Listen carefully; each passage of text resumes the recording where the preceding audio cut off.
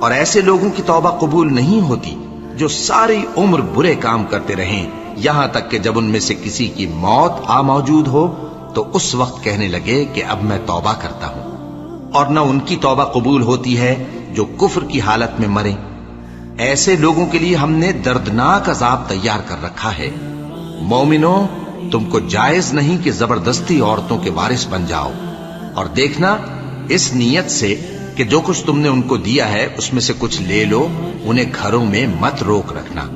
ہاں، اگر وہ کھلے طور پر بدکاری کی مرتکب ہوں تو اور بات ہے، اور ان کے ساتھ اچھی طرح سے رہو سہو۔ پھر اگر وہ تم کو ناپسند ہوں تو عجب نہیں کہ تم کسی چیز کو ناپسند کرو اور اللہ اس میں بہت سی بھلائی پیدا کر دے۔ اور اگر تم ایک عورت کو چھوڑ کر دوسری عورت کرنی چاہو اور پہلی عورت کو ڈھیر سا مال دے چکے ہو تو اس میں سے کچھ مت لینا، بھلا تم بہتان لگا کر اور کھلا گناہ کر کے اپنا مال اس سے واپس لوگے؟ اور تم دیا ہوا مال کیوں کر واپس لے سکتے ہو جبکہ تم ایک دوسرے کے ساتھ صحبت کر چکے ہو اور وہ تم سے پختہ عہد بھی لے چکی ہیں؟ اور جن عورتوں سے تمہارے باپ دادا نے نکاح کیا ہو ان سے نکاح نہ کرنا مگر جاہلیت میں جو ہو چکا سو ہو چکا۔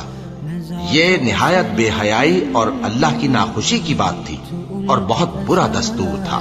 تم پر تمہاری مائیں اور بیٹیاں اور بہنیں اور پھوپھیاں اور خالائیں اور بھتیجیاں اور بھانجیاں اور وہ مائیں جنہوں نے تم کو دودھ پلایا ہو اور رضائی بہنیں اور ساسیں حرام کر دی گئی ہیں، اور جن عورتوں سے تم خلوت کر چکے ہو ان کی لڑکیاں جنہیں تم پرورش کرتے ہو وہ بھی تم پر حرام ہیں۔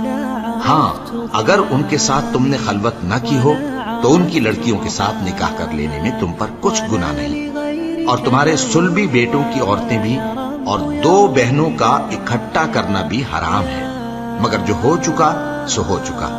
بے شک اللہ بخشنے والا ہے، بڑا مہربان ہے۔ اور شوہر والی عورتیں بھی تم پر حرام ہیں مگر وہ جو قید ہو کر باندیوں کے طور پر تمہارے قبضے میں آ جائیں۔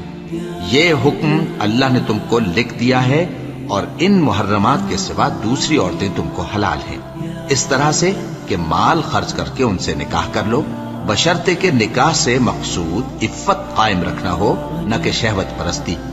تو جن عورتوں سے تم لطف اندوز ہوئے ان کا مہر جو مقرر کیا ہو ادا کر دو، اور اگر مقرر کرنے کے بعد آپس کی رضامندی سے مہر میں کمی بیشی کر لو تو تم پر کچھ گناہ نہیں۔ بے شک اللہ سب کچھ جاننے والا ہے، حکمت والا ہے۔